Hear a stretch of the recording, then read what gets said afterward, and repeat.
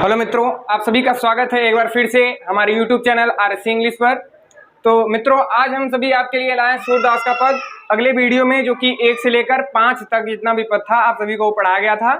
अब इस वीडियो में आप सभी को बाकी पद पढ़ाए जाएंगे। तो यदि आप सभी उस वीडियो को नहीं देखे हैं तो इस वीडियो में उस वीडियो का लिंक आप सभी को मिल जाएगा। आप सभी उसको जाकर देख लीजिए और अच्छे से पढ़िए उसको, उसके बाद ये वीडियो देखिए।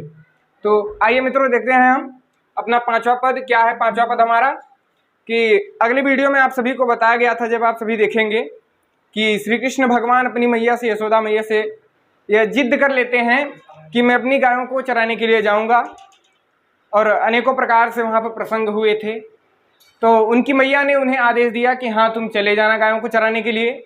जब वे गायों को चराने के लिए गए तथा अगले दिन का यह प्रसंग है, सूरदास ने बहुत ही मार्मिक प्रसंग किया है। आइए देखते हैं किस प्रकार सूरदास जी ने इसका प्रसंग लिखा है।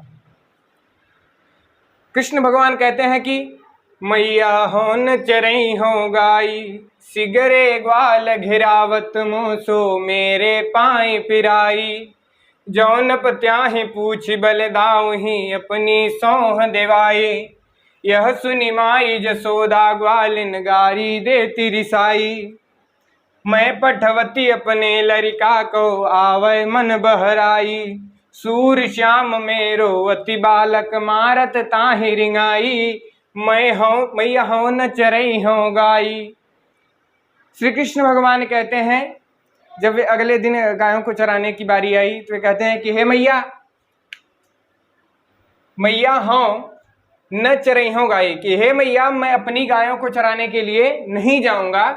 मैया हो न चरई हो गाई, हे मैया, मैं गायों को चराने के लिए नहीं जाऊंगा। सिगरे ग्वाल यानी कि सभी ग्वाल बाल, घिरावत मोसो मुझसे ही घिरवाते हैं, यानी कि जितने भी ग्वाल बाल हैं सभी मुझसे ही अपनी गायों को क्या करते हैं, घिरवाते हैं। मेरे पाई पिराई, जिससे जो मेरे पैर हैं दर्द करने लगते हैं। जौन पत्याहि, यदि आपको विश्वास नहीं है कि मैं सत्य बोल रहा हूं, यदि आपको लगता है कि मैं झूठ बोल रहा हूं, तो पूछ बलदाऊही, तो आप बलराम से पूछ सकते हैं, बलराम भैया से आप पूछ सकते हैं। अपनी सौह देवाई, आप बलराम भैया को अपनी कसम देकर पूछ सकती हैं कि हे मैया, यदि आपको मेरे ऊपर विश्वास नहीं है तो आप बलराम भैया से अपनी कसम देकर पूछ सकती हैं। यह सुनी माई जसोदा ग्वालिन, जब यशोदा मैया इतना सुनती हैं कि श्री कृष्ण भगवान को, मेरे लल्ला को, इन्होंने गायों को घिरवाया श्री कृष्ण से, और जिससे कि उनके पैर दर्द करने लगे, तो जो यशोदा मैया थी इतना सुनते ही वह अत्यधिक गारी देती रिसाई, जो ग्वालिन थी, जो ग्वाले थे, उनको उन पर क्रोधित होकर गालियां देने लगी और कहती है कि मैं पठवती अपने लड़का को, यानी कि मैं श्री कृष्ण अपने लड़के को, मैं पठवती अपने लड़का को, यशोदा मैया कहती हैं कि मैं अपने श्री कृष्ण को भेजती हूँ कि वह अपना मन बहला ले। आवे मन बहराई, कि वह अपना मन बहला ले। यशोदा मैया कहती हैं कि मैं श्री कृष्ण को गायों को चराने के लिए इसलिए भेजती हूँ क्योंकि वह जाए और अपना मन बहला ले। सूर श्याम मेरो अति बालक, सूरदास जी कहते हैं कि यशोदा मैया कहती हैं कि मेरा श्री कृष्ण अत्यधिक छोटा है। अति बालक मतलब अत्यधिक छोटा है। मारत ताहि रिंगाई, और तुम लोग उससे मार देना चाहते हो। मैया हो न चरई हो गाई, हे मैया, मैं गायों को चराने के लिए नहीं जाऊंगा। अब एक बार फिर से शुरू से देखिए। प्रभु श्री कृष्ण कहते हैं कि हे मैया, मैं अपनी गायों को चराने के लिए नहीं जाऊंगा। सभी ग्वाल बाल मुझसे ही अपनी गायों को घिरवाते हैं, जिससे कि मेरे पैर दर्द करने लगते हैं। यदि आपको मेरी बातों पर विश्वास नहीं है तो आप बलराम भैया को अपनी कसम देकर पूछ सकती हैं कि मैं सत्य बोल रहा हूं या फिर नहीं। इतना जब यशोदा मैया सुनती हैं तो वह अत्यधिक क्रोधित होकर ग्वाल बालाओं को गाली देने लगती हैं और कहती हैं कि मैं अपने लड़का को, अपने श्री कृष्ण को अपना मन, उसका मन बहलाने के लिए भेजती हूँ और तुम लोग उससे अपनी गायों को घिरवाते हो। सूरदास जी कहते हैं कि यशोदा मैया कहती हैं कि मेरा श्री कृष्ण अत्यधिक छोटा बालक है और तुम लोग इसे दौड़ाकर मार देना चाहते हो। तो भाई हम अपना 5वां पद हो चुका है। और यदि आप सभी ने 1 से लेकर 4 तक पद नहीं देखा है तो उसका लिंक आप सभी को इस वीडियो में मिल जाएगा। आप सभी पहले उस वीडियो को देखिए, उसके बाद यह वीडियो देखिए, तब आप सभी को पूरा समझ में आएगा। तो आइए मित्रों, देखते हैं अपना 6वां पद। तो फ्रेंड्स, अब हम अपना 6वां पद देखेंगे। देखिए, इसमें सूरदास जी बहुत ही मार्मिक प्रसंग किए हैं कि एक सहेली दूसरे सहेली से क्या कहती है कि जब श्री कृष्ण अपनी मुरली को प्रत्येक जगह पर प्रत्येक समय अपने पास लिए रहते हैं तो उनको जलन होने लगती है कि यह श्री कृष्ण इस मुरली से इतना प्रेम क्यों करते हैं, हमसे क्यों नहीं करते हैं। तो उसी का बहुत ही मार्मिक प्रसंग है। आइए देखते हैं सूरदास ने किस प्रकार इसका व्याख्या किया है। सूरदास जी कहते हैं कि एक सखी दूसरे सखी से कहते हैं कि सखीरी मुरली लीजे चोरी, जिन गोपाल की इन्हें अपने बस प्रीत सबन की तोरी। छिन्न एक घर भीतर निशिवासर धरतन कबहू छोरी, कबहू कर कबहू अधरनी कटि कबहू खोसत जोरी। ना जानो कछु मेली मोहिनी राखे अंग अंग भोरी, सूरदास प्रभु को मन सजनी बधो राग की डोरी। सखीरी मुरली लीजो चोरी। एक सखी दूसरे सखी से कहती है कि हे सखी, हम श्री कृष्ण के मुरली को क्या करेंगे, चुरा लेंगे। सखीरी, एक सखी दूसरे सखी से कहती है कि हे सखी, मुरली लीजे चोरी, यानी कि हम श्री कृष्ण की मुरली को क्या करेंगे, चुरा लेंगे। जिन गोपाल, जिसने श्री कृष्ण को, गोपाल श्री कृष्ण को कीन है अपने बस में कर लिया है।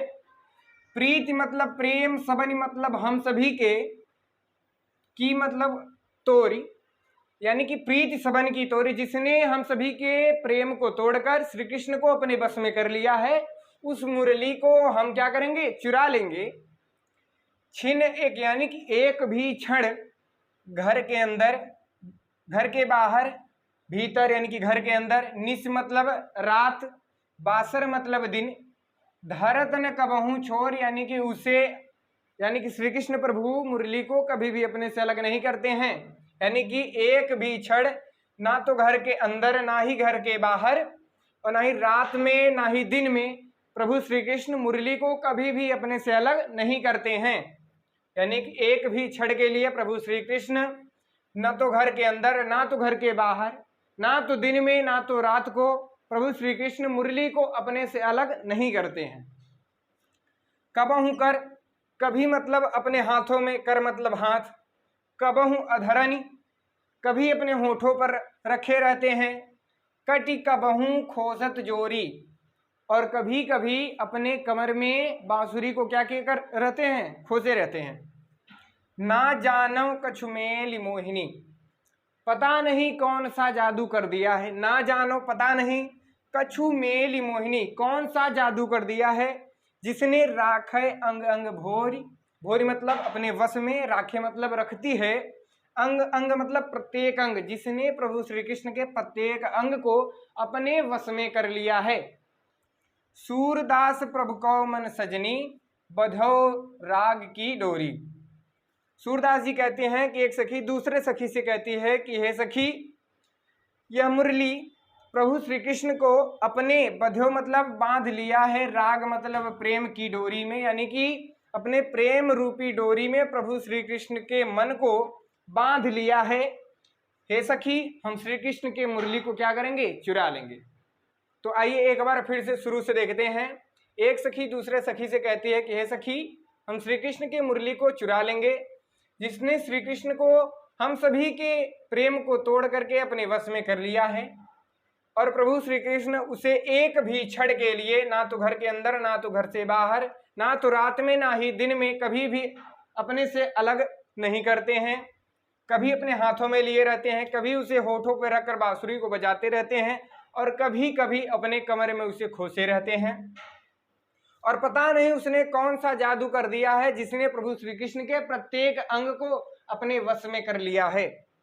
सूरदास जी कहते हैं कि एक सखी दूसरे सखी से कहती है कि हे सखी, इस मुरली ने, इस बांसुरी ने अपने प्रेम रूपी डोरी में प्रभु श्री कृष्ण के मन को क्या कर लिया है, बांध लिया है या फिर वश में कर लिया है, ऐसा कि हम श्री कृष्ण के मुरली को क्या करेंगे, चुरा लेंगे। तो आइए अब हम अपना 7वां पद देखते हैं। अब हम अपना 7वां पद देखेंगे। इसमें सूरदास जी ने वर्णन किया है कि जब श्री कृष्ण जी चले जाते हैं तो उस समय उन्हें वृंदावन की, गोकुल की याद आती है। तो वे अपने मित्र उद्धव से कहते हैं कि हे उद्धव, मुझसे ब्रज भुलाया नहीं जाता है। वहाँ के अनेक प्रकार का बातों को याद करते हैं और उद्धव जी से बताते हैं। इसी प्रकार उसी का वर्णन यहाँ पर सूरदास जी ने किया है। तो आइए देखते हैं हम अपना 7वां पद कि सूरदास जी ने क्या कहा है। प्रभु श्री कृष्ण कहते हैं उद्धव जी से कि हे उद्धव, उद्धव मोहि ब्रज बिसरत नाही, वृंदावन गोकुल वन उपवन सघन कुंज की छाही। प्रात समय माता जसुमति अरुनंद देखी सुख पावत, माखन रोटी दहु सजायो अतिथि साथ खवावत। गोपी ग्वाल बाल संग खेलत सब दिन हसत ऋषि रात। सूरदास धनि धनि ब्रजवासी जिन सौहित जदुतात, उद्धव मोहि ब्रज बिसरत नाही। श्री कृष्ण कहते हैं कि हे उद्धव, उद्धव मोहि ब्रज बिसरत नहीं, यानी कि मोहि मुझसे ब्रज मतलब ब्रज, विसरत नहीं मतलब भुलाया नहीं जाता है। हे उद्धव, मुझसे ब्रज भुलाया नहीं जाता है।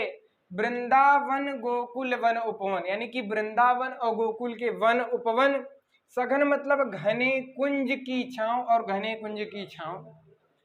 प्रात समय माता जसुमती, यानी कि सुबह के समय ही माता यशोदा और मतलब और नंद बाबा देखी सुख पावत, मुझे देखकर जो सुख की अनुभूति करते थे वह भुलाया नहीं जाता है।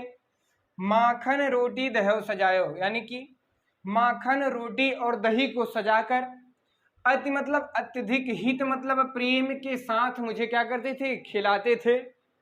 गोपी ग्वाल बाल संग खेलत, यानी कि गोपी मतलब गोपी, ग्वाल बाल मतलब ग्वाल बालाओं के संग मतलब साथ, खेलत मतलब खेलते हुए, सब दिन मतलब पूरा दिन, हंसत सिरात, हंसत मतलब हंसते हुए, सिरात मतलब बीत जाता था, यानी कि गोपियों और ग्वाल बालाओं के संग खेलते हुए मेरा पूरा दिन हंसते हुए क्या हो जाता था, बीत जाता था।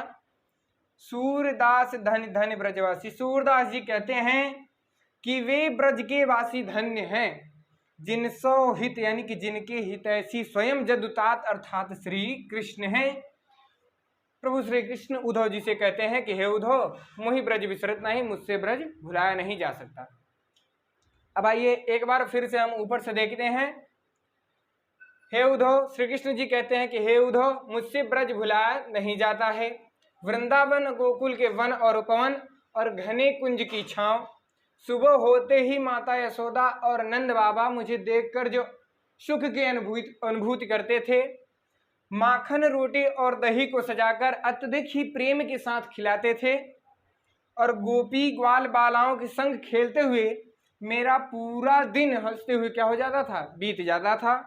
सूरदास जी कहते हैं कि वे ब्रज के वासी धन्य हैं जिनसो हित जदुतात, यानी कि जिनके हितैषी स्वयं जग के पिता अर्थात श्री कृष्ण हैं। तो आपको करना क्या है मित्रों कि यदि आपको समझ में नहीं आ रहा है तो एक बार आप फिर से वीडियो देखिए। यह मेरी गारंटी है कि आप सभी को 100% समझ में आएगा। और आप सभी पहले अगला वाला वीडियो देख लीजिएगा, उसका लिंक आप सभी को वीडियो में मिल जाएगा। यदि आप उसको नहीं देखेंगे तो आपको समझ तो आएगा, लेकिन एक तरफ से आपको देखना पड़ेगा, इसलिए आप सभी पहले उसको देखिए, उसके बाद इस वीडियो को देखना है। और आप सभी बस एक तरफ से देखिए, नहीं कि बीच बीच में से देखेंगे तो कहाँ से समझ में आएगा। और समझ में पक्का आएगा, एक बार में नहीं आता तो एक बार फिर से वीडियो देखिए, आपको पक्का समझ में आएगा। तो अब आइए अपना 8वां पद हम देखते हैं।